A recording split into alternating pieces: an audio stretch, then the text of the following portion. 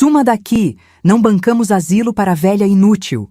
Minha nora gritou, chutando minhas roupas para a calçada molhada. Ela morava de graça sob o meu teto há 5 anos. Eu não derrubei uma única lágrima, apenas limpei a chuva do rosto, arrumei minha postura e sorri. Fui embora em absoluto silêncio. 3 dias depois, quando ela leu o aviso vermelho pregado na porta de entrada, o sangue simplesmente sumiu do seu rosto.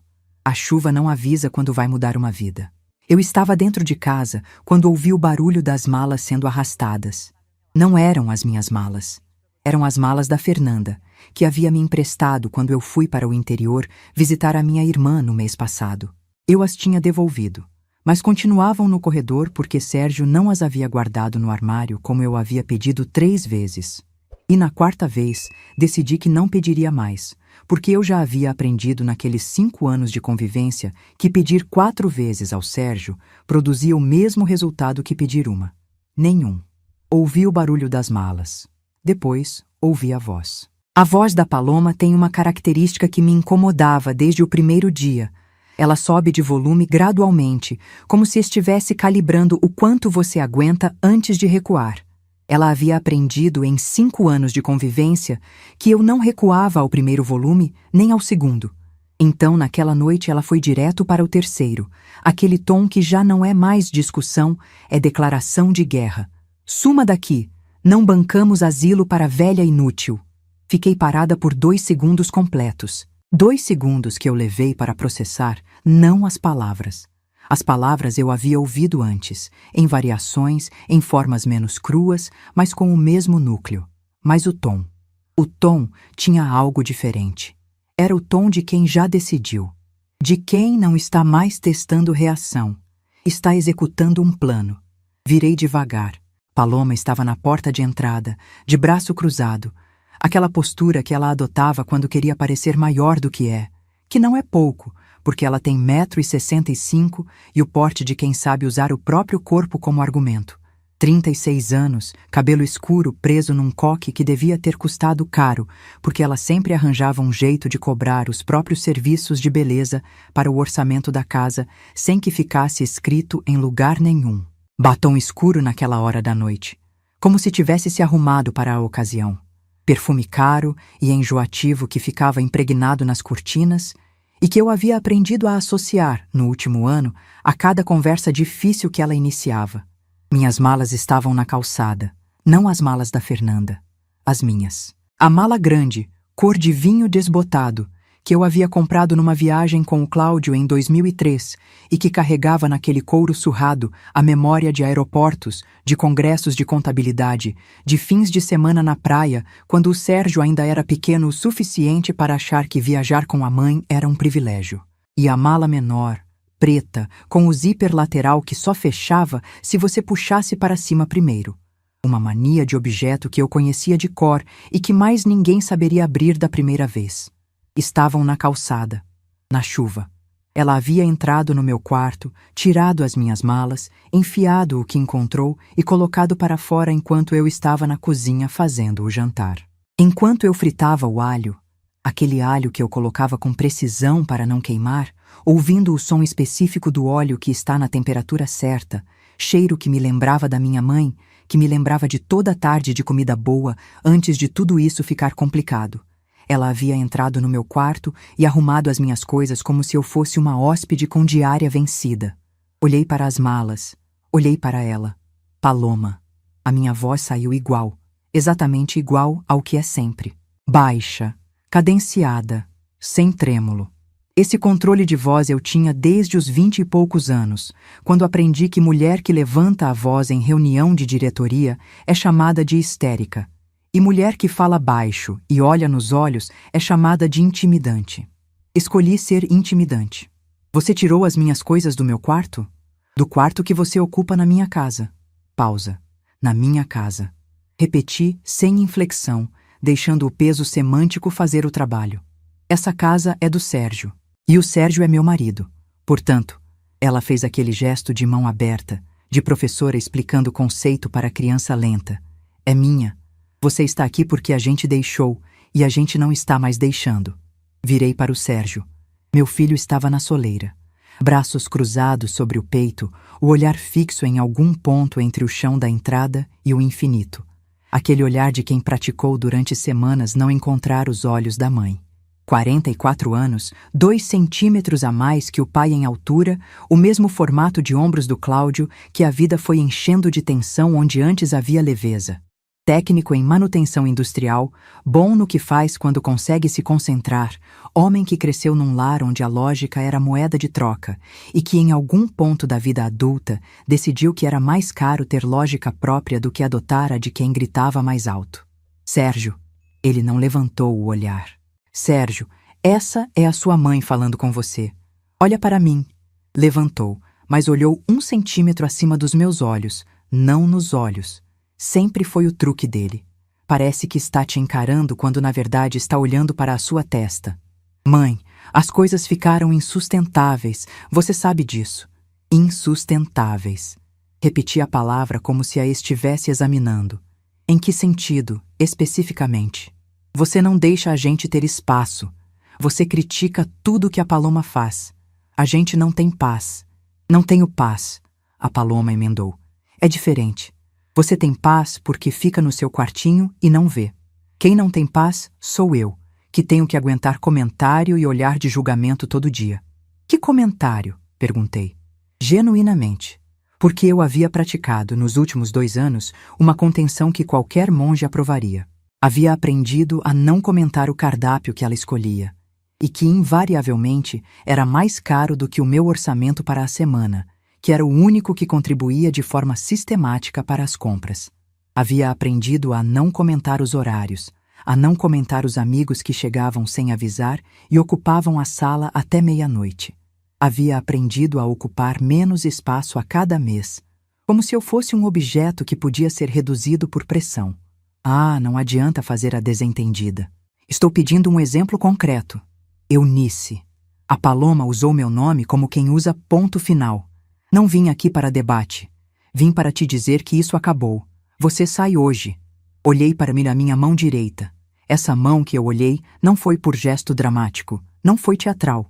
Foi o tipo de coisa que o corpo faz quando a mente precisa ancorar.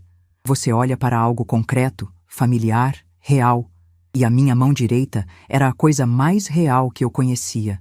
Aquela mão que passou 38 anos segurando caneta, calculadora, processos, contratos, relatórios de auditoria, declarações de imposto, escrituras. A mão que havia assinado a escritura daquela casa. A mão que havia escrito cada cheque de cada reforma. A fiação nova em 2015 que evitou um incêndio que ninguém agradeceu. O encanamento que estourou em 2017 e que eu paguei em 4 parcelas sem reclamar. A caixa d'água trocada em 2019 porque a antiga estava com trinca e contaminando a água.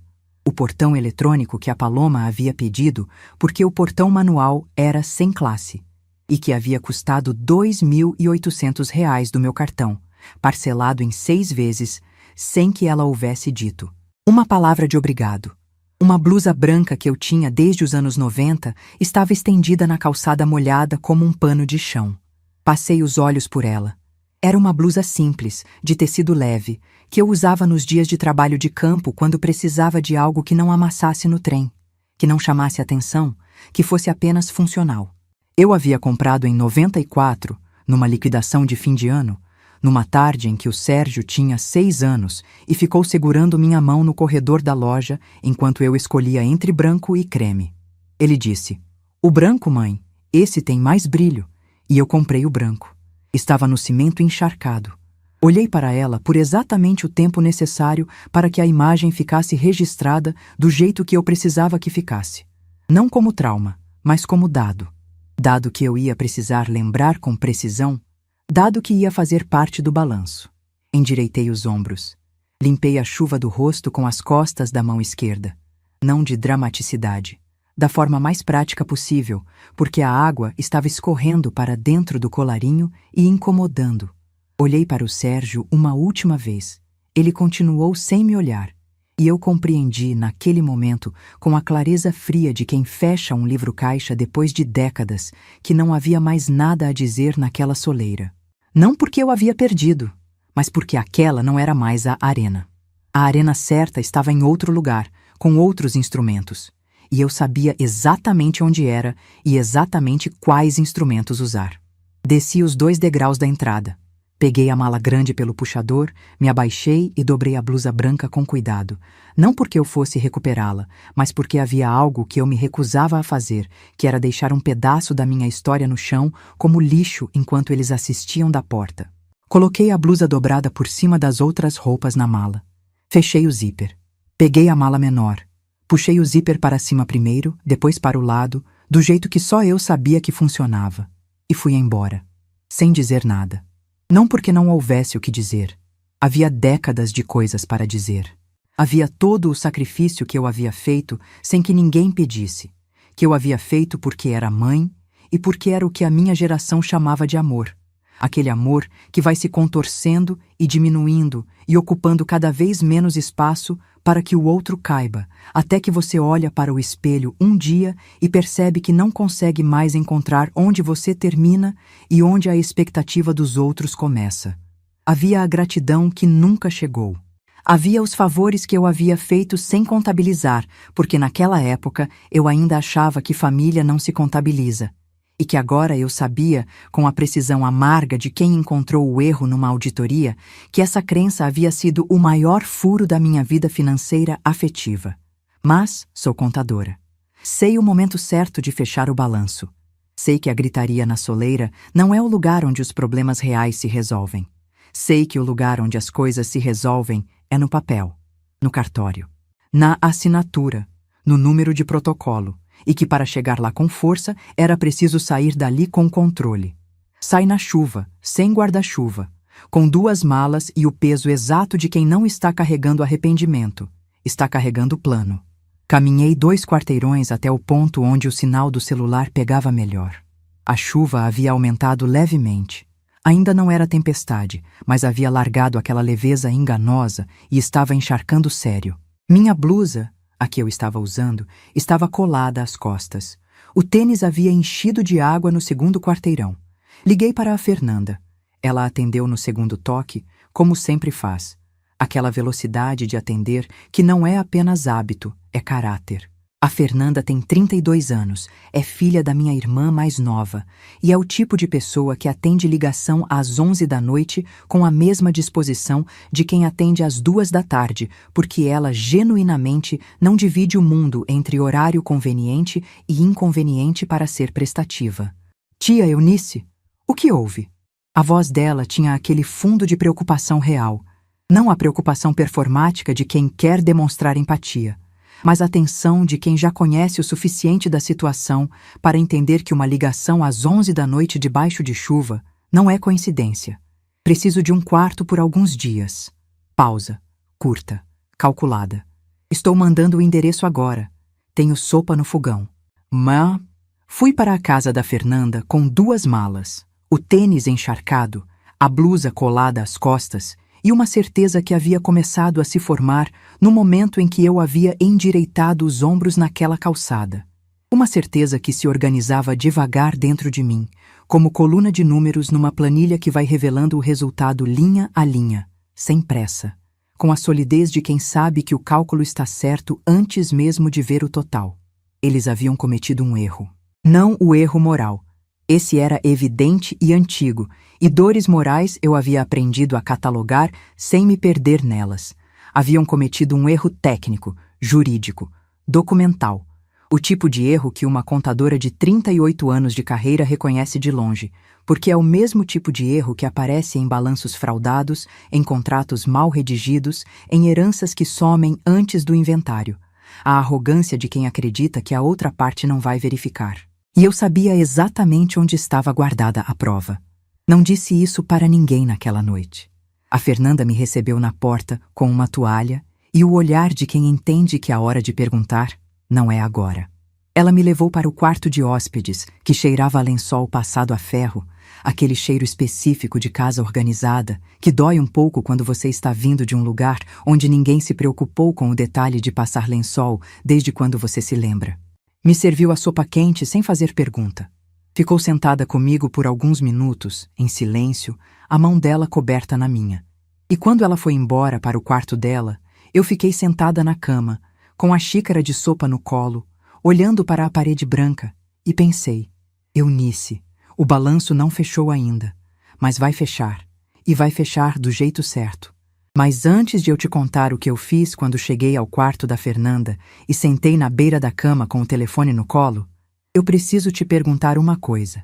Se fosse você, depois de tudo que construiu com as próprias mãos, você teria saído em silêncio como eu saí? Ou teria feito diferente? Me fala nos comentários. Passei os 2 primeiros dias na casa da Fernanda dormindo. Não de tristeza, de descarga. Existe uma diferença que leva tempo para aprender a reconhecer. Tristeza te mantém acordada, te faz revirar, te faz buscar o telefone às 2 da manhã para mandar mensagem que você vai se arrepender. Descarga te derruba. É o corpo cobrando o que você negou a ele durante meses de contenção. Os meses em que você dorme com um ouvido aberto porque a casa não é mais sua, nem mesmo no silêncio. Os meses em que você se alimenta rápido para não dividir a cozinha por tempo demais. Os meses em que você reduz o espaço que ocupa como se existir fosse uma inconveniência que você precisava minimizar por cortesia. Dormi 10 horas na primeira noite, 11 na segunda. Um sono sem sonho, denso, do tipo que não deixa marca de travesseiro na face porque o corpo não se move. Ele simplesmente para. A Fernanda não fez perguntas. Deixou o café pronto toda manhã. Forte, do jeito que eu gosto, que ela aprendeu depois de uma tarde em que eu havia comentado de passagem que café fraco é uma promessa que não se cumpre. Deixou frutas na mesa. Trocou a toalha do banheiro sem avisar. São os cuidados pequenos que revelam o caráter das pessoas. Não os gestos grandiosos, mas os detalhes que pedem atenção e não exigem reconhecimento. No terceiro dia, acordei antes das 6. Não porque o sono houvesse acabado, havia, mas porque às 6 da manhã o meu corpo tem um relógio biológico que foi calibrado por 38 anos de rotina de escritório e que a aposentadoria não desmontou completamente. Às 6, alguma coisa em mim fica alerta. Não de ansiedade, de atenção. Como se o dia estivesse esperando que eu chegasse com o que precisava ser resolvido. Fiz café. Sentei na varanda da Fernanda, que dava para uma rua larga com amendoeiras antigas nas calçadas. Árvores grandes, folhagem densa, aquelas raízes que levantam as pedras do calçamento porque não pediram licença para crescer e não vão começar a pedir agora. Fiquei olhando para elas com o café quente nas mãos enquanto a rua começava a acordar. Um cachorro que alguém soltou no quarteirão, um carro que saiu na direção do trabalho com o motor ainda frio, uma senhora mais velha que eu passeando com uma bolsa pequena que provavelmente carregava o pão fresco do dia. E pensei: Eunice, você é contadora. Você passou quase 4 décadas encontrando inconsistências que outras pessoas não viram. O que você está vendo aqui que ainda não organizou? Peguei o caderninho que sempre carrego na bolsa. Um caderno pequeno, espiral, de capa preta, que uso para anotações rápidas desde que me aposentei, porque o hábito de registrar não some quando o cargo some. Abri numa página em branco. Escrevi no alto: fatos, ordem cronológica, sem emoção, e comecei a listar. Fato 1. A casa na rua do meu endereço, em Goiânia, bairro residencial, 3 quartos, foi comprada por mim em 1998 com recursos do meu próprio trabalho. Escritura registrada em cartório, ITBI pago, imóvel quitado. Nenhuma transferência, nenhuma doação, nenhum compromisso jurídico posterior que alterasse a titularidade. Fato 2. Sérgio e Paloma passaram a morar no imóvel há 5 anos, a convite meu, sem qualquer contrato formal de locação ou comodato, sem pagamento de aluguel, com contribuição variável e irregular para despesas fixas. Contribuição que, analisada com honestidade, era mais simbólica do que estrutural. Eu havia pagado IPTU de todos os anos, havia custeado reformas, havia arcado com manutenções. Fato 3. No período de convivência, identifiquei ao menos 2 ocasiões em que contas em meu nome ficaram com atraso quando deveriam ter sido pagas com valores que eles haviam se comprometido a transferir. A conta de água, cortada uma vez. O IPTU de 2 exercícios com juros de mora. Fato 4. E aqui eu segurei o lápis por mais tempo. Havia um documento. 3 anos antes, o Sérgio havia me apresentado um papel.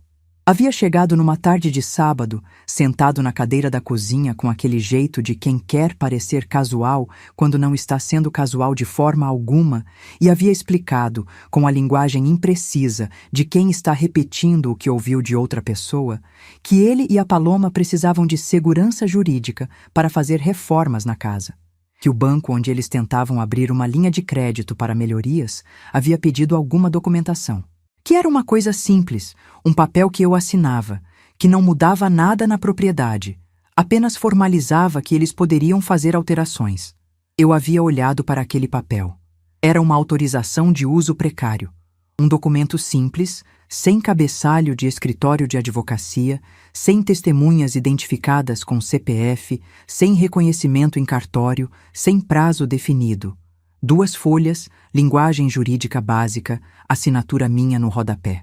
Naquele dia, eu havia hesitado. Havia uma voz dentro de mim, a voz da contadora, que reconhece o cheiro de inconsistência antes de conseguir nomeá-la, que havia dito: Eunice, você não está vendo o que está assinando. Mas havia outra voz, mais antiga, mais cansada, a voz da mãe que quer acreditar que ainda dá para consertar, que ainda dá para ter paz sem precisar de embate, que havia dito: Eunice é o seu filho. Você não pode desconfiar do próprio filho. Assinei. Sentada naquela varanda da Fernanda, com o café que esfriava e as amendoeiras que não pediam licença para crescer, eu olhei para aquele fato 4 por mais tempo do que para os outros 3 juntos. Era o único ponto de sombra na lista. Eu não era advogada. Sabia que a propriedade continuava em meu nome. Sabia com a certeza de quem nunca assinou transferência, nunca compareceu a nenhum cartório depois de 1998 para nenhum ato que alterasse a titularidade. Mas aquele papel me pesava como dívida não lançada no passivo. E dívida não lançada é o tipo de coisa que aparece na auditoria sempre no pior momento. Precisava de alguém que conhecesse o instrumento jurídico, que examinasse aquele papel e me dissesse, com a autoridade de quem entende de direito, se o que eu sentia que era verdade, era de fato verdade. Sabia exatamente quem ligar primeiro. Liguei para a Irene. A Irene Bastos trabalhou comigo por 22 anos no mesmo escritório contábil no centro de Goiânia. Não é advogada. É contadora como eu, mas com um método de organização que ultrapassa o profissional e chega ao que eu só posso descrever como vocação. Ela guarda cópia de tudo. Pastas identificadas por cor e por ano. Elástico codificado por tema. Uma impressora a laser no escritório de casa que ela usa desde que se aposentou, porque Digital Sum, impresso fica.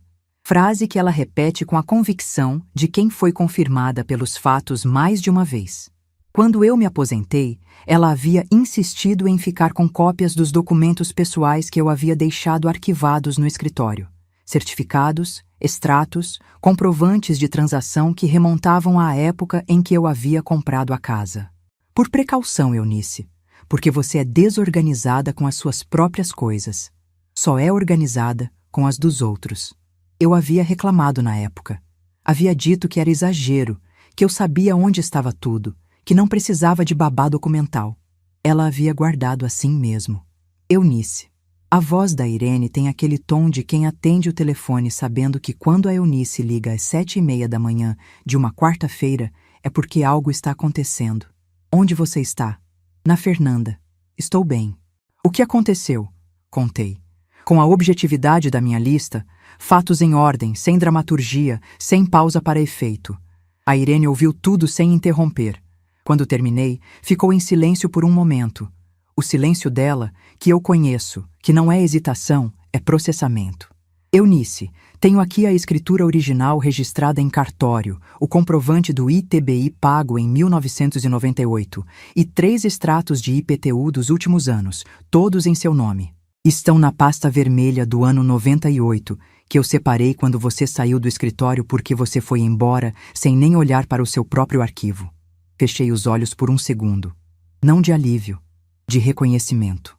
O tipo de reconhecimento que acontece quando você confirma que o cálculo que você havia feito de memória estava certo. A propriedade era minha, estava documentada e a documentação estava em mãos confiáveis.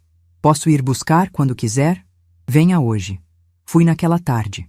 O escritório da Irene ficava no bairro dela, a 20 minutos de carro da casa da Fernanda. Uma sala adaptada no terceiro cômodo da casa, com arquivo de aço cinza, mesa de trabalho com papel mata-borrão verde e aquela impressora a laser que ela usava como argumento de autoridade documental. Ela me recebeu com café e com a pasta vermelha já em cima da mesa. Peguei a escritura nas mãos. Papel em cima, data de 1998, cartório de registro de imóveis, número de matrícula, meu nome completo com CPF, endereço do imóvel, valor de compra declarado, R$42 mil, que em 1998 era o equivalente a muitos anos de trabalho para uma contadora com o salário da época. Senti o papel entre os dedos. Aquele papel levemente mais espesso do que folha comum, com a textura fria de documento que passou por cartório, que tem fé pública, que não é promessa nem intenção, mas registro concreto e verificável. A casa era minha, em papel, em cartório, em número de matrícula. Naquele momento, alguma coisa que havia ficado tensa dentro de mim desde a noite da chuva se organizou. Não relaxou. Não era hora de relaxar. Organizou. Passou de ansiedade para clareza, de inquietação para plano. A Irene me olhou por cima do óculos. E o tal papel que você assinou? Preciso de alguém que entenda de direito imobiliário. O Walmir, ela disse sem hesitar, porque é o tipo de mulher que já percorreu a cadeia de raciocínio antes de você terminar a frase. Marido da sua prima Célia. Tem escritório no setor Bueno. Liga hoje. Liguei no mesmo dia. O doutor Walmir Nunes me atendeu em 2 dias. Uma tarde de quarta, horário de fim de tarde porque a secretária me avisou que o início da manhã estava tomado por audiências. Escritório enxuto no segundo andar de um edifício comercial sem marquise. Mesa de carvalho escura sem enfeite. 2 estantes de processo, xícara de café sem pires na beira da mesa, diploma emoldurado sem aqueles porta-retratos de família que advogados colocam para parecer acessíveis. Homem de poucos gestos, cabelo grisalho curto, olhar que não divaga. Me ouviu com atenção. Leu a escritura. Leu os extratos de IPTU. Leu a autorização de uso precário. Examinou cada parágrafo com aquele jeito de quem está procurando o furo específico, não fazendo leitura geral. Ficou em silêncio por uns 3 minutos. 3 minutos que eu passei com as mãos no colo, olhando para esta estante de processos, contando mentalmente as lombadas dos volumes para manter a mente ocupada enquanto ele trabalhava. Depois posicionou os documentos em paralelo na mesa e falou: Dona Eunice, a autorização de uso precário que a senhora assinou não tem registro em cartório, não tem prazo definido e não foi testemunhada por advogado com identificação. Para todos os efeitos legais, é um instrumento com validade muito discutível. A propriedade continua sendo integralmente sua. Respirei fundo. Uma respiração longa, pelo nariz, a tipo que você faz quando estava segurando algo que não percebeu que estava segurando. E o que eles podem alegar? Que habitavam o imóvel com sua autorização verbal e por escrito precário. O que é verdade. Mas a autorização de habitação não gera direito à permanência indefinida, especialmente quando a proprietária formaliza a rescisão e solicita a desocupação. A legislação é clara nesse ponto. E se alegarem que a casa é deles por alguma outra tese? Ele me olhou com a sobriedade de quem carregou 30 anos de cartório nos olhos. Vão tentar, mas papel fala mais alto que alegação sem lastro documental. A senhora tem escritura de 1998, IPTU, em nome próprio durante todos os exercícios, ausência de qualquer transferência registrada. A posição dela juridicamente é fraca. A da senhora é sólida. Saí do escritório do doutor. Walmir com os documentos organizados numa pasta que ele havia me dado. Uma daquelas pastas de couro sintético preto com elástico lateral, e com a clareza de que o próximo passo era reunir o máximo de evidências antes de qualquer movimentação formal. Não sabia ainda o quanto haveria para reunir. Isso foi o seu Justino quem mostrou. Justino era o zelador do pequeno edifício comercial na esquina da rua onde ficava a minha casa. Mais de 70 anos, vindo do Piauí há décadas, corpo miúdo, mas postura vertical de quem foi fiscal de obra na juventude. Tinha o hábito, que ele mesmo chamava de vício de velho, de registrar num caderno quadriculado tudo o que observava no dia a dia da rua. Quem entrava, quem saía, que horas, que veículo, qualquer coisa que fugisse do padrão. Não por paranoia, mas pelo hábito de quem durante anos precisou provar o que havia acontecido numa obra e aprendeu que o papel é a única coisa que o tempo não confunde. Ele me procurou porque me conhecia de vista. Sabia que eu havia saído da casa com malas e achou que eu devia saber de uma coisa. Dona Eunice, 2 dias depois que a senhora saiu daqui, teve um homem na rua. Ficou olhando para a fachada da sua casa, tirou foto com o celular, anotou o número do imóvel. Depois foi falar com a Paloma. Eu vi pela janela do edifício.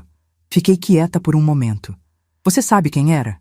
Não o nome, mas tenho o número do carro anotado aqui. Abriu o caderno quadriculado. Aquele caderno que devia ter décadas de registros, cada página na letra miúda e cuidadosa de quem leva a sério o que anota. Encontrou a página com data, hora, número de placa. 14h37 de uma quinta-feira, 2 dias após minha saída. Passada para o doutor. Walmir. Essa informação levou 2 dias para se transformar em nome. O Dr. Walmir acionou um despachante de confiança para verificar o proprietário do veículo. O que descobrimos me deixou com o estômago contraído. Não de surpresa, mas de confirmação. O tipo de confirmação que dói de uma forma diferente da surpresa. A surpresa te desestabiliza, mas a confirmação te diz que a sua desconfiança era justa, que você não estava sendo paranoica, que o instinto que você havia aprendido a questionar, porque o amor materno exigia que você desse o benefício da dúvida, era, na verdade, competente. O carro era de um corretor de imóveis. E esse corretor havia publicado, em plataforma digital de locação, um anúncio com o endereço exato da minha casa.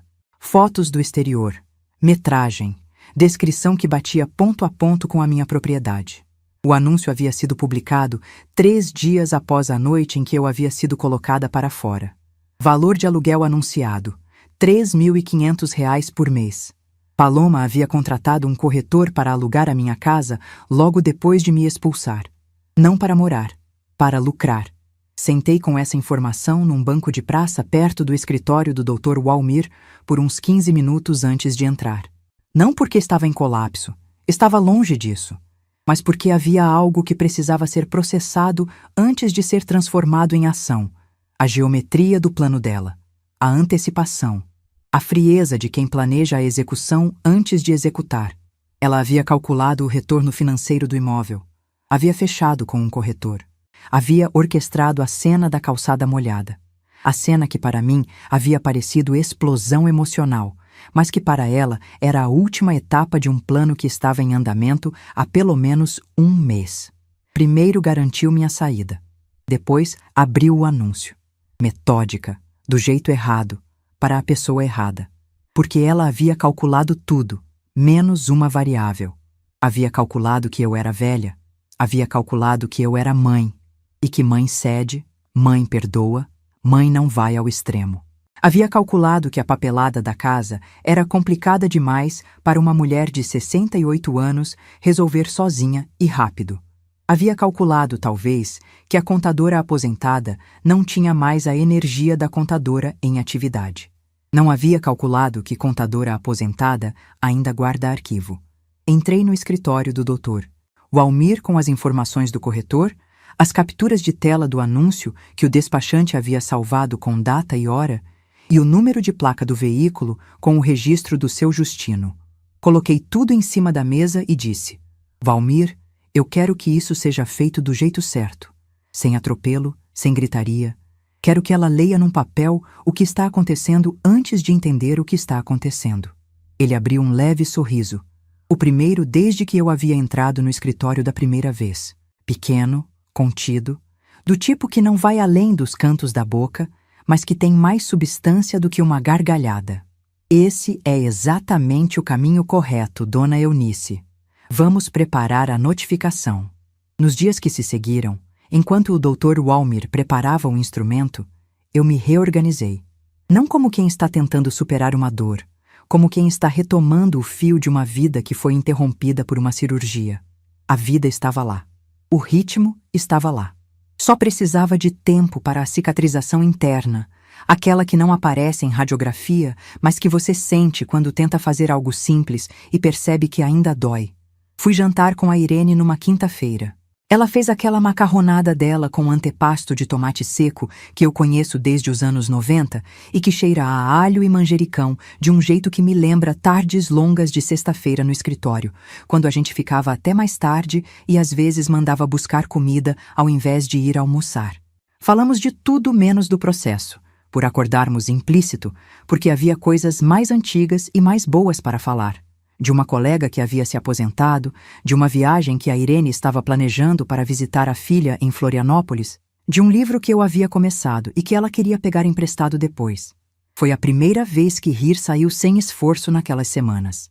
Percebi, voltando para a casa da Fernanda naquela noite com o carro cheirando a alho e a boa conversa, que havia algo que eu havia esquecido enquanto vivia sob o peso daquela situação doméstica, que eu gostava da minha vida. Que antes de tudo dar errado, havia uma vida que funcionava. Não perfeita, não sem solidão, mas digna, com amizades reais, com trabalho que eu amava, com cheiro de café forte às 6 da manhã e a satisfação de um número que fecha. E que essa vida não havia ido embora. Havia ficado esperando. Uma noite, 2 dias antes da notificação ser entregue, não consegui dormir. Fiquei acordada com o teto branco do quarto da Fernanda, ouvindo o silêncio da rua lá fora, e pensei no Cláudio. Pensei em como ele teria reagido a tudo isso. Provavelmente com aquela raiva quieta dele, que se manifestava como um silêncio mais longo do que o usual. Ele ficava quieto, mexia no relógio no pulso com o polegar, olhava para a janela. E depois, invariavelmente, depois que o silêncio havia processado, ele dizia alguma coisa precisa. Não consolador, preciso. Era o que eu mais amava nele, a precisão emocional. Chorei um pouco.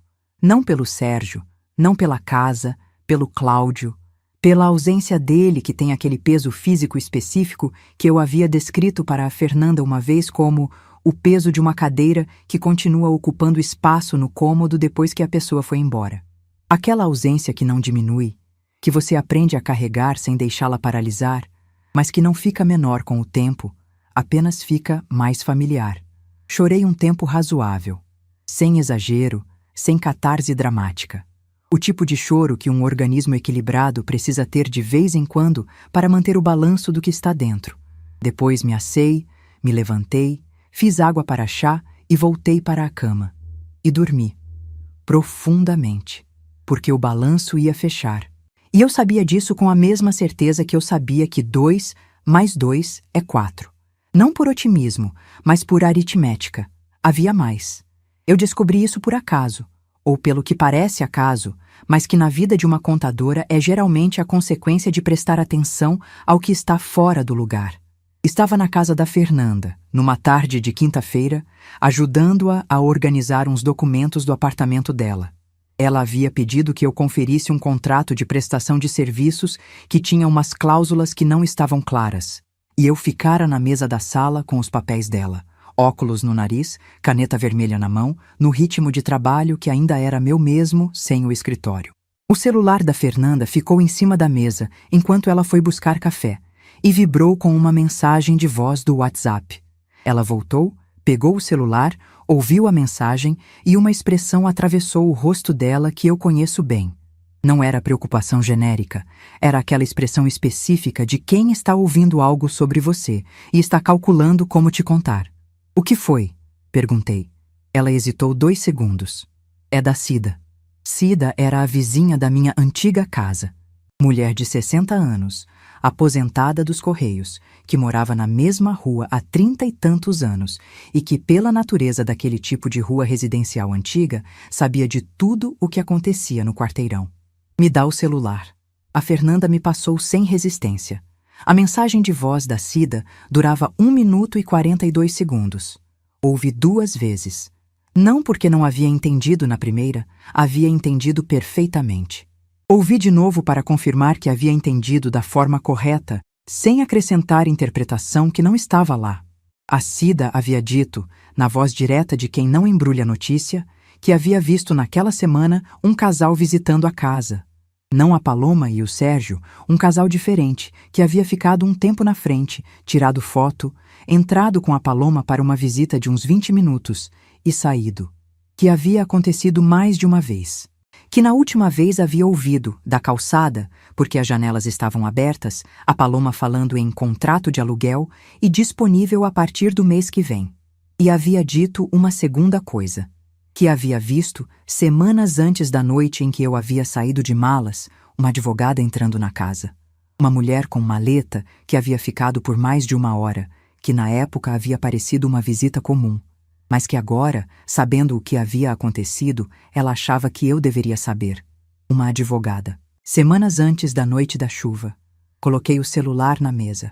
Peguei a caneta vermelha que havia usado para revisar o contrato da Fernanda e a segurei na mão por um momento. O plano não havia começado naquela noite. Havia começado semanas antes, possivelmente mais. A cena da calçada molhada não havia sido explosão, não havia sido impulso, não havia sido nem mesmo oportunismo. Havia sido execução. Passo final de uma linha do tempo que havia sido pensada, consultada, planejada com assistência jurídica, e então posta em marcha com a frieza de quem havia calculado que a proprietária do imóvel não resistiria. Liguei para o Dr. Walmir imediatamente. Contei o que havia ouvido. Ele ficou em silêncio por um momento. Depois disse: "Isso confirma a intenção anterior. Não altera a solidez da nossa posição, mas adiciona profundidade ao conjunto probatório. Precisamos de mais 2 elementos: a identidade dessa advogada, se possível, e o máximo que conseguirmos documentar sobre as visitas dos candidatos a locatários. A Cida pode testemunhar? Pode ser ouvida em cartório como declarante, se ela estiver disposta." Liguei para a Cida. Ela estava mais do que disposta.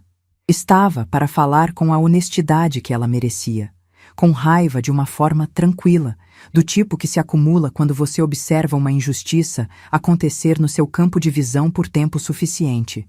Ela havia gostado de mim durante os anos em que eu havia morado na rua. Havia gostado da forma como eu cuidava da casa, da forma como eu cumprimentava as pessoas, da forma como eu havia plantado as samambaias que todo mundo achava bonitas, e havia desaprovado, em silêncio e com crescente desconforto, a progressão daquilo que havia observado. Eunice, você foi embora debaixo de chuva com 2 malas e essa mulher abriu a casa para estranhos 3 dias depois. Eu vou ao cartório, sim. Enquanto a Cida dava sua declaração ao escrevente do cartório, processo que o Dr. Walmir acompanhou e que produziu um documento formal com data, hora e assinatura, eu e o Dr. Walmir trabalhamos nos outros elementos. O anúncio de locação havia sido identificado. O Dr. Walmir, com a ajuda do despachante, havia verificado o cadastro do corretor junto ao CREC. Registro ativo, sem pendências, o que significava que o corretor havia agido profissionalmente e provavelmente não havia verificado a titularidade do imóvel de forma aprofundada, o que era irregular da parte dele, mas não era nosso problema direto. O que importava era o anúncio. Endereço exato, fotos do exterior da minha casa que eu reconhecia pelo portão eletrônico e pelos vasos de samambaia que a Paloma havia deixado, porque não eram dela, mas ficavam bonitos na foto, metragem e número de quartos batendo com o meu imóvel. O doutor Walmir capturou o anúncio com data e hora através de uma ferramenta jurídica de registro digital, o equivalente a um print com validade probatória, que atesta que aquele conteúdo estava publicado naquela plataforma, naquela data específica. Isso foi incluído como anexo ao conjunto documental. O seu Justino foi ouvido também. Não em cartório, mas ele assinou uma declaração escrita na presença do Dr. Walmir, relatando o que havia visto. O homem que ficou olhando para a fachada, tirou foto, anotou o número do imóvel, foi falar com a Paloma. Data, hora, número de placa. A declaração foi reconhecida em firma. Quando o Dr. Walmir colocou tudo em cima da mesa na nossa última reunião, antes de redigir a notificação, eu fiquei olhando para aquele conjunto por um momento. Escritura de 1998. Extratos de IPTU de todos os anos em meu nome. Ausência de qualquer instrumento registrado em cartório cedendo o direito de posse. Anúncio de locação com data e endereço. placa do veículo do corretor com registro do seu Justino, declaração da CIDA descrevendo as visitas de candidatos a locatários e a presença de advogada semanas antes. Era um dossiê, não de acusação, de documentação, que é algo diferente e muito mais poderoso. Acusação pode ser contestada com narrativa. Documentação só pode ser contestada com documentação melhor. E documentação melhor, nesse caso, não existia, porque a história que os documentos contavam era simplesmente a verdade. E a verdade, quando bem arquivada, não tem lacuna por onde entre tese contrária. Walmir, como a gente entrega isso de uma forma que ela entenda o tamanho do que está acontecendo antes de ter tempo de se preparar emocionalmente para reagir? Ele me olhou por cima dos óculos, aquele olhar de quem está avaliando uma linha de raciocínio antes de aprová-la. A notificação extrajudicial com protocolo de urgência. Entregue por escrevente de cartório com protocolo de recebimento assinado pela própria destinatária. Ela tem que assinar antes de abrir. Quando abrir, já é oficial. Quero que o papel tenha borda vermelha. Uma pausa. Borda vermelha? No campo jurídico, isso marca urgência. Quero que a primeira coisa que ela veja, antes de ler uma palavra, seja vermelho. O leve sorriso voltou. Consigo isso. A notificação extrajudicial foi redigida em 2 dias. Linguagem jurídica precisa, sem adorno, sem ambiguidade, sem margem para interpretação alternativa. Ela informava, em 2 parágrafos que ocupavam 1,5 folha. Primeiro, que a proprietária do imóvel, Eunice Barbosa, escritura registrada em cartório desde 1998, matrícula número tal, formalizava a rescisão da autorização de uso precário concedida verbalmente aos ocupantes. Os ocupantes tinham 30 dias para desocupar voluntariamente o imóvel, com retirada de todos os pertences, devolução das chaves e quitação dos débitos gerados durante o período de ocupação, incluindo o IPTU em atraso dos 2 exercícios anteriores. Segundo, que a proprietária havia tomado ciência de um anúncio de locação do imóvel publicado em plataforma digital, com fotos e dados identificáveis, sem autorização da proprietária. Esse ato configurava o uso indevido de bem alheio para finalidade lucrativa. A documentação pertinente, capturas de tela do anúncio com data e hora, número de placa do veículo do corretor com registro de data e hora por terceiro e declaração de testemunha ocular das visitas, havia sido encaminhada ao cartório como anexo da notificação e estava à disposição para fins legais. O documento tinha borda vermelha na margem superior. Nas margens laterais também, porque o doutor, Walmir, havia entrado no espírito da coisa. Ficou bonito, do jeito que a verdade fica quando está bem formatada. O escrevente do cartório bateu na porta às 10 da manhã de uma quinta-feira. Eu estava do outro lado da rua. Fernanda havia insistido em me acompanhar. Ela havia dito com aquela firmeza dela que não pede permissão, mas também não impõe. Tia, você vai precisar de testemunha dos seus próprios sentimentos, não só dos fatos. Não entrei no argumento. Aceitei. Estávamos dentro do carro, estacionadas a uns 50 metros da entrada da minha casa, com ângulo direto para o portão. O motor estava desligado. Não havia nada para fazer além de esperar. O escrevente era um homem de uns 40 anos, terno cinza, pasta de couro, postura de quem cumpre dezenas de atos iguais a esse por semana e aprendeu a separar o conteúdo dos documentos da própria função de entregá-los. Bateu no portão com aquela batida específica. 3 pancadas espaçadas que não são hostis nem íntimas, são apenas oficiais. Paloma abriu a porta em menos de 1 minuto. Ela estava com aquele visual de casa, cabelo solto, blusa larga, a postura relaxada de quem não estava esperando visita formal. Vi da janela do carro a expressão dela ao ver o terno e a pasta. Aquela expressão de quem recalibra rapidamente, que sai de "quem é" para "deve ser coisa do corretor", com a velocidade de quem tem expectativas sobre o tipo de visita que pode chegar. O escrevente se identificou. Apresentou o envelope. Branco, grosso, com o timbre do cartório no canto superior esquerdo. Pediu que ela assinasse o protocolo de recebimento. Ela assinou com a naturalidade de quem está assinando recibo de entrega. Aquela formalidade automática de assinatura que você faz sem ler, porque vai ler depois. Depois, o escrevente disse com a voz neutra e precisa de quem cumpre protocolo. A senhora pode verificar o conteúdo, se preferir. É uma notificação extrajudicial sobre o imóvel. Ela abriu ali mesmo. Vi o momento em que os olhos dela encontraram a borda vermelha. Ela não piscou de imediato. Ficou um segundo com aquela expressão de quem está lendo rápido demais para processar. Os olhos percorrendo o papel de cima a baixo com aquela velocidade de leitura que não absorve, só escaneia. Depois, os olhos pararam. Ela voltou ao início. Leu mais devagar. Virou a página, chegou ao segundo parágrafo. E eu vi, da janela do carro, a 50 metros, sem ouvir uma palavra, o momento em que a compreensão chegou. É um processo físico. Quem não sabe que existe não reconhece, mas eu havia visto dezenas de vezes em auditoria. O momento em que alguém que acreditava que o erro estava escondido, descobre que estava documentado. A palidez não começa na face. Começa no pescoço, sobe e chega às bochechas como maré que avança mais rápido do que parece possível. Os olhos ficam ligeiramente mais abertos. A mandíbula solta 1 milímetro. O corpo perde um pouco de altura, como se os joelhos tivessem absorvido o impacto antes de qualquer outro músculo. Ela releu. Virou a página de volta. Releu. Depois se apoiou na porta. Os joelhos dobraram levemente. Ela se segurou na maçaneta com uma mão. E por um segundo pareceu que ia dobrar completamente, mas se segurou. Ficou ali, apoiada, com o papel na mão, olhando para o chão da entrada. O escrevente aguardou por alguns segundos. Depois informou que o protocolo estava assinado e que o documento era válido a partir daquela data. Deu bom dia e foi embora.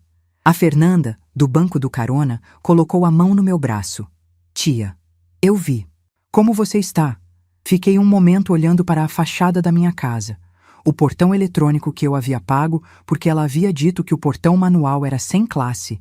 A parede que eu havia mandado pintar em 2020, numa cor creme que eu havia escolhido numa tarde inteira de pesquisa, os vasos de samambaia na entrada que continuavam lá, verdes e completamente indiferentes ao drama humano que se desenrolava na soleira, como se o mundo vegetal tivesse uma sabedoria que o animal ainda estava aprendendo. Estou bem, respondi. E era verdade. Não de um jeito forçado, não de um jeito que precisava de convencimento. Era verdade da forma que uma soma correta é verdade, porque os números estavam certos. 3 dias depois, o Sérgio me ligou. Eu havia esperado essa ligação. Sabia que viria. Não sabia se viria do Sérgio com voz própria ou do Sérgio com a voz que ele usava quando havia sido instruído pela Paloma sobre o que dizer. Pela entonação, era a segunda. Voz de menino apanhado. Aquela que ele havia desenvolvido desde os 17 anos, aquele timbre levemente mais agudo do que o usual. A fala que saía um pouco mais rápida do que o normal, como se a velocidade prevenisse interrupção.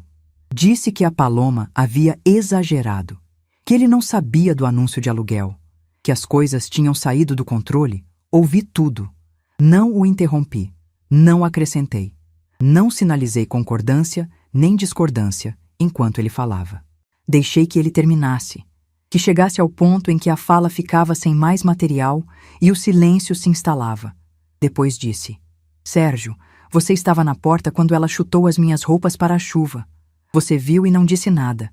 Esse silêncio tem peso, e eu não tenho mais condições de fingir que não tem. Mãe, o Dr. Walmir está disponível para tratar de qualquer assunto relacionado ao imóvel.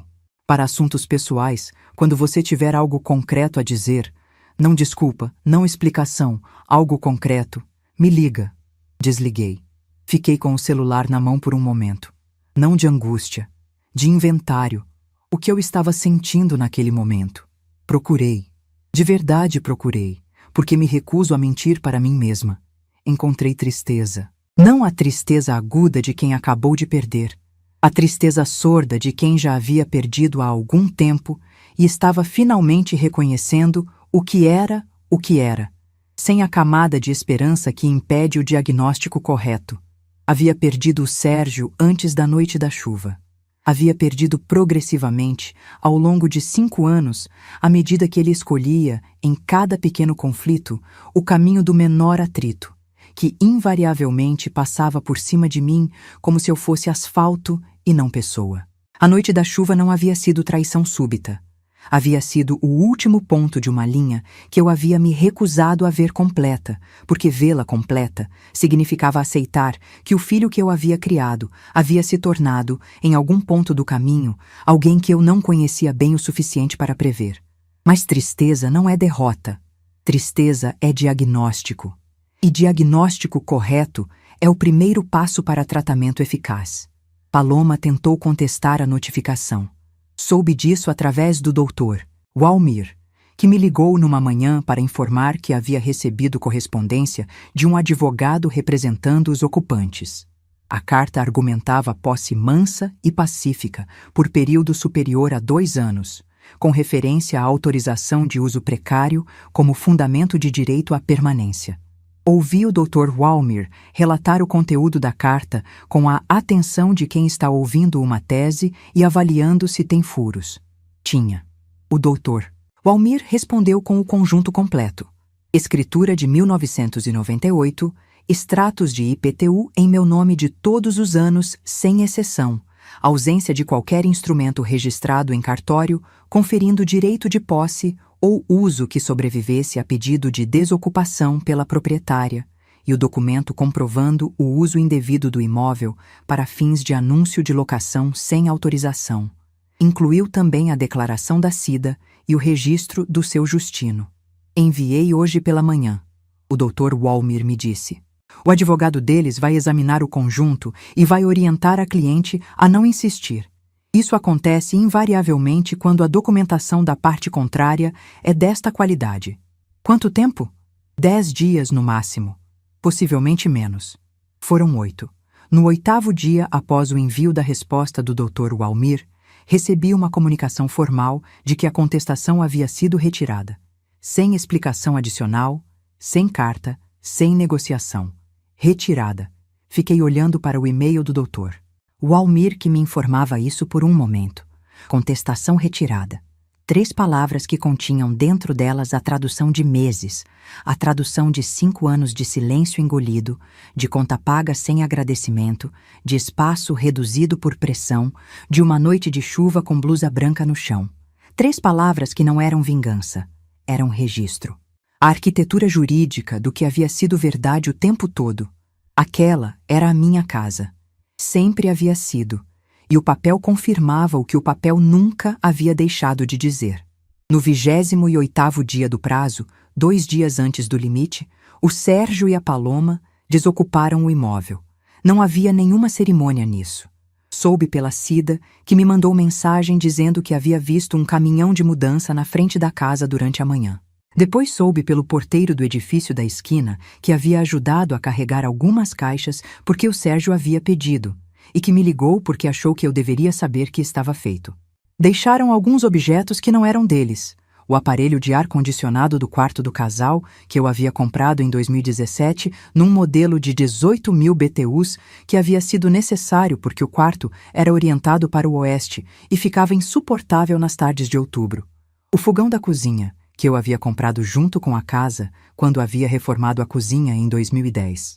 O doutor Walmir notificou que os bens de terceiros deixados no imóvel seriam inventariados e que havia prazo definido para retirada. Mandaram um conhecido buscar em 2 dias. A chave chegou pelo correio, num envelope pardo, sem remetente identificado, sem carta, sem bilhete. Apenas a chave. Aquela chave que eu havia dado ao Sérgio 5 anos antes, com a confiança de quem entrega o acesso ao próprio lar para um filho e acredita que entrega também a responsabilidade que o acesso implica. Voltou pelo correio num envelope anônimo, sem uma palavra. Guardei a chave no bolso da calça. Depois liguei para a Fernanda. A chave chegou. Quando você quer ir? Amanhã? Cedo. Eu te levo. Você não precisa. Tia. Pausa. Às 8. Às 8 da manhã de um sábado, a Fernanda me buscou. Chegamos à casa com o sol ainda baixo, que batia lateralmente na fachada e iluminava os vasos de samambaia de um jeito que eu havia sempre gostado. aquela luz de início de manhã que não ofusca, que define. Você quer que eu entre? Não, obrigada. Ela ficou no carro. Entrei sozinha, de propósito. A chave entrou na fechadura com aquele encaixe específico. Eu havia trocado a fechadura 2 vezes nos 25 anos da casa, mas ainda assim havia aprendido a presença física daquela chave entrando no cilindro. Aquele clique de quarto de volta que confirmava o desbloqueio. Abri a porta.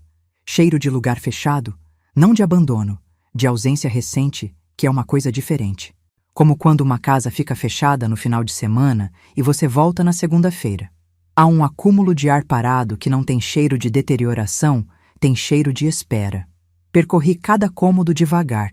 A sala estava com as marcas dos móveis deles no piso. Retângulos levemente mais claros onde o sofá havia ficado. Um círculo perfeito onde havia sido a mesa de centro. A cozinha tinha uma mancha de gordura na parede atrás do fogão que eu já havia pedido que fossem mais cuidadosos e que havia ficado. O banheiro estava limpo. Isso reconheço. Estava limpo. O quarto que havia sido o meu havia sido esvaziado completamente. Nem um cabide, nem uma gaveta esquecida. Abri todas as janelas. Depois fui para a cozinha e sentei no banco de madeira que eu havia comprado no começo dos anos 2000 numa marcenaria do bairro. Banco alto, encosto reto, assento levemente desgastado no meio, porque é onde eu sempre sentar. Assentei naquele desgaste que tinha a forma exata do meu uso. Coloquei as mãos planas na superfície da bancada. Granito, que eu havia colocado numa reforma de 2008, frio sob as palmas naquela manhã. Pensei no Cláudio. Pensei em como ele teria ficado sentado nesse mesmo banco, com aquele café que ele fazia um pouco mais ralo do que eu gostava, e teria dito alguma coisa precisa. Não sei o que teria dito, mas sei que teria dito algo que faria a coisa inteira fazer sentido, de um jeito que sozinha eu levaria mais tempo para encontrar. Eunice. O balanço fechou. Agora abre um novo. Fiquei sentada por um tempo razoável. Não de tristeza, de posse.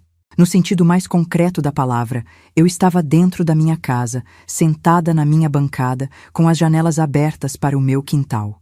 Posse física, jurídica, emocional, aquela tríade que às vezes a gente só reconhece quando passou um período sem ela. Depois me levantei. Fui até a área de serviço. Peguei o saco de doação que eu havia deixado na última vez que havia estado na casa, antes da noite da chuva, numa tarde comum de terça-feira em que eu havia feito uma limpeza de guarda-roupa. Peguei a blusa branca que eu havia dobrado na calçada e que a Fernanda havia lavado sem me perguntar, que estava no fundo de uma das malas. Coloquei no saco. Não porque estava manchada, porque algumas peças perdem o lugar quando a fase muda. E eu não queria mais nenhum objeto na minha casa que tivesse a calçada molhada como última memória. Naquela tarde, contratei uma pintora para fazer orçamento. A casa inteira. Todas as paredes, todos os cômodos, uma cor diferente para o exterior, porque a que estava havia ficado amarelada nos cantos. Assinei o contrato na semana seguinte. Troquei as fechaduras. Todas. E fui à mesma loja onde havia comprado as samambaias da entrada. Há uns 12 anos, numa tarde de fim de semana, com o Cláudio. E comprei uma nova. Não porque as que estavam lá estivessem ruins. Estavam ótimas, crescidas, com aquela exuberância de planta que nunca pergunta de quem é a calçada, apenas cresce. Mas eu queria uma que fosse só minha, plantada depois que a página virou. Uma que não tivesse testemunhado nenhuma versão daquela história que eu não queria mais carregar. Plantei ela numa tarde de sábado, com terra nova, vaso novo, na posição que recebia a luz da manhã. Reguei. Ficou. Nos meses que se seguiram, fui ouvindo, através da Cida, através de pessoas da rua, através daquele fluxo de informação que existe em bairros residenciais antigos como um sistema circulatório próprio, o que havia acontecido com o Sérgio e a Paloma. Eles haviam alugado um apartamento num bairro mais periférico. A Paloma havia perdido o contrato com o corretor, que ao descobrir que o imóvel não pertencia à sua cliente e que havia sido usado para anúncios sem autorização, recusou qualquer associação com ela e bloqueou qualquer comissão futura. O salão dela entrou em dificuldades. Soube por Irene, que soube por uma cliente em comum, que a Paloma havia tentado tomar empréstimo usando um documento que não tinha lastro suficiente e que o banco havia recusado. Não sei os detalhes. Não precisei saber. O suficiente chegou. E o Sérgio? Sérgio apareceu na minha porta 2 meses depois da desocupação. Sem avisar, num domingo de manhã, quando eu estava regando as plantas da entrada. Bateu no portão. O portão eletrônico que eu havia mandado desativar e substituir por um de chave, porque o eletrônico havia sido escolha dela, não minha, e eu não queria mais nada na minha casa que fosse herança de gosto alheio. Mãe, precisava te ver. Estou bem, Sérgio. Você está bem? Pausa. A gente separou. Sinto muito. Outro silêncio. Aquele tipo de silêncio que ele produz quando está esperando que alguém preencha o espaço por ele. Posso entrar? Fiquei alguns segundos olhando para o rosto do meu filho através do interfone. 44 anos. O formato de ombros do pai. O olhar de quem chegou esperando receptividade e está calibrando o quanto consegue. Hoje não, Sérgio. Quando você estiver pronto para uma conversa de verdade, não de necessidade, não de circunstância, de verdade, me liga antes. Fechei o interfone.